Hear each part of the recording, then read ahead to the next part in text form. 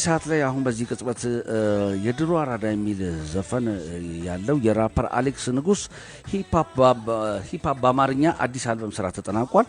ከዛ ጋር በተያያዘ ዛሬ በኪነት ኢንተርቴይንመንት የተሰናዳ የራፐር አሌክስ ንጉስ ሂፕ ሆፕ በአገርኛ የመጀመሪያ አልበም የሆነውን አዲስ የድሮ አራዳ የተሰኘውን የሙዚቃ አልበም ለማስመረቅ ኪነት ኢንተርቴይንመንት ዝግጅት ላይ ነው ያለው።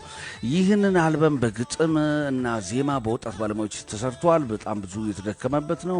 በራፐር አሌክስ ንጉስ ፕሮዲውስ ተደርጓል።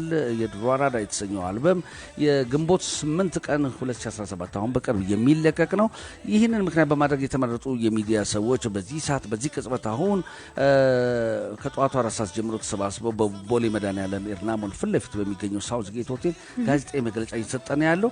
እንግዲህ ስለ አልበሙ ዘርዘር ያሉ ሁኔታዎች ምን ይዘቶችን ይዟል፣ ከሌሎች የሂፕ ሆፕ አልበሞች ምን የተለየ ነገር ይዞ መጥቷል፣ ድምፃዊውስ ምን አዳዲስ ነገሮችን ይዞልን ይሆን የሚሉ ጥያቄዎች በሙሉ የሚመለሱበት አጓጊ ቆይታን የሚሆነው የድሮ አራዳ አዲስ አልበም ግንቦት በዚህ ወር እንግዲህ ከሚለቀቁ አዳዲስ አልበሞች አንደኛው ነው የሚሆነው ማለት ነው። የሂፕ ሆፕ አልበም አገኘ